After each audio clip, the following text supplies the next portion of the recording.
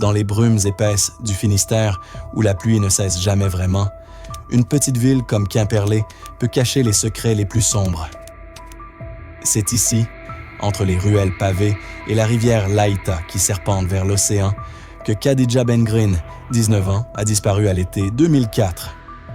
Une jeune femme venue d'Annemasse pour recommencer sa vie, installée avec son compagnon Philippe Chalony, ancien légionnaire au regard dur. Depuis plus de 20 ans, son nom flotte comme un fantôme dans les dossiers classés, jusqu'à ce que, en 2023, le pôle Cold Case de Nanterre décide de rouvrir l'enquête. Et en 2026, les fouilles reprennent. La vérité est-elle enfin proche? Ou la Bretagne continuera-t-elle à garder ses morts? Khadija arrive en Bretagne au début 2004, fuyant une vie familiale compliquée. Elle rencontre Chalony, 35 ans, charismatique mais instable. Ensemble, ils montent une petite affaire de voitures d'occasion.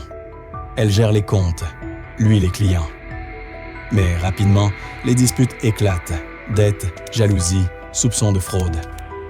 Khadija confie à des proches qu'elle veut partir. Le dernier signe de vie date de mai 2004. Une carte postale envoyée à sa mère Jamila. « Tout va bien, je t'aime. » Puis, le silence. Chalony affirme qu'elle a quitté l'appartement après une dispute, emportant ses affaires. Il dit l'avoir vue partir en voiture. Mais aucun retrait bancaire, aucun appel, aucune trace. La gendarmerie de Quimperlé ouvre une enquête minimale. Chalony est entendu comme témoin, pas comme suspect. Les voisins parlent de cris fréquents, de portes qui claquent, mais rien de concret. En septembre 2004, Jamila signale la disparition. L'affaire est si classée, fugue volontaire. Une jeune adulte en rupture, rien d'étonnant pour l'époque. Les années passent. Chalony refait sa vie, mais son passé le rattrape. En 2012, condamnation pour violence conjugale. En 2022, 12 ans de prison pour le viol de 2 adolescentes. C'est ce dossier qui attire l'œil du pôle Cold Cases créé en 2022. En juin 2023, le dossier Ben-Green est transféré à Nanterre. La division des affaires non élucidées, Diane, reprend tout. Audition, analyse, fouille. Les premières investigations révèlent des incohérences. Chalony change plusieurs fois de version sur la date exacte de la disparition. Des voisins se souviennent d'une nuit où il nettoyait l'appartement à grande eau avec de l'eau de Javel. Une ex-compagne rapporte des menaces similaires. Si tu pars, personne ne te retrouvera. Jamila Ben-Green, elle, n'a jamais cru à la fugue. Ma fille m'aurait contacté.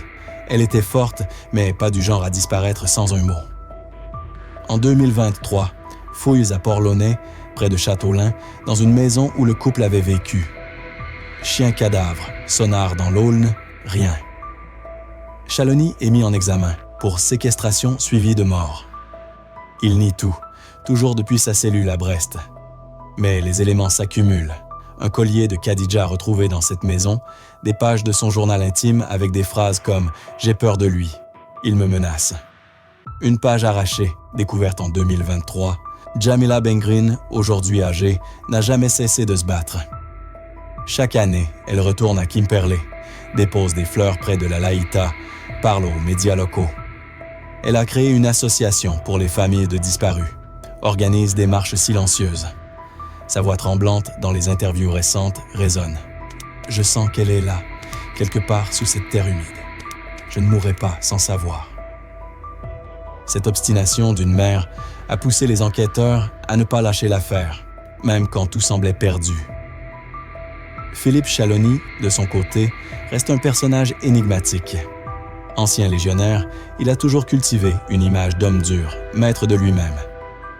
Mais les psychologues qui l'ont évalué en prison décrivent un profil narcissique, avec une grande capacité à manipuler et à minimiser ses actes. Il continue de clamer son innocence dans des lettres envoyées à la presse. « Je n'ai jamais touché un cheveu de Khadija. Elle est partie, c'est tout. » Pourtant, chaque nouvelle audition semble le faire vaciller un peu plus. En décembre 2025, le parquet requalifie les faits en meurtre. Nouvelles analyses ADN sur des taches suspectes dans la voiture de Chalony, conservée depuis 2004. Pas concluant, mais suffisant pour relancer les investigations. Des rumeurs circulent. De nouvelles fouilles prévues début 2026, peut-être près de la rivière ou dans des zones qu'il fréquentait.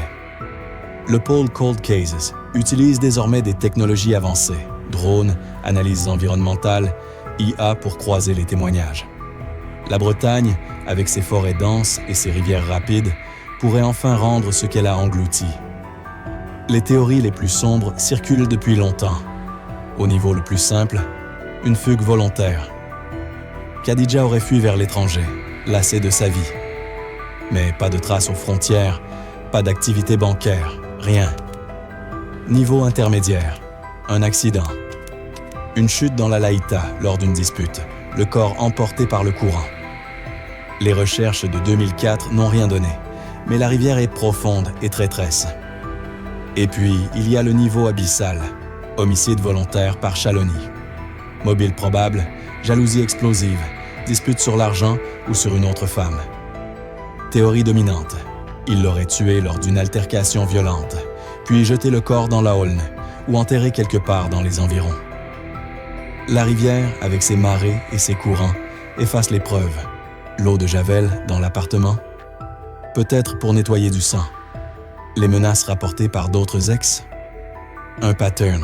Certains vont plus loin, lien avec d'autres disparitions en Bretagne. Chalony, ex-légionnaire, a voyagé, connu des milieux troubles. Coïncidence ou réseau. Sans preuves solides, ça reste spéculatif. Mais ce qui est glaçant, c'est que l'enquête de 2004 a été bâclée. Pas de perquisition approfondie, pas de surveillance réelle de Chalony. Une mère a dû attendre 20 ans pour que la justice se réveille. Aujourd'hui, en 2026, l'affaire est toujours ouverte. Pas de corps, pas d'aveu, mais une mère qui ne lâche rien. Un suspect incarcéré pour d'autres crimes et un pôle cold case qui ne ferme pas les yeux. La Bretagne garde ses secrets comme les menhirs dans la brume. Mais parfois, après des décennies, la vérité perce la terre humide. Et vous, qu'en pensez-vous? Fugue, accident, meurtre ou quelque chose de plus sombre encore? Dites-le moi en commentaire, partagez vos théories, vos souvenirs si vous connaissez la région. Si vous avez des infos ou des histoires similaires, envoyez-les-moi. Cette affaire n'est pas close. Et tant qu'il y a des gens qui écoutent, elle vit encore. Si cette histoire vous a donné froid dans le dos, abonnez-vous à la chaîne pour ne rater aucun cold case, aucun mystère breton ou français.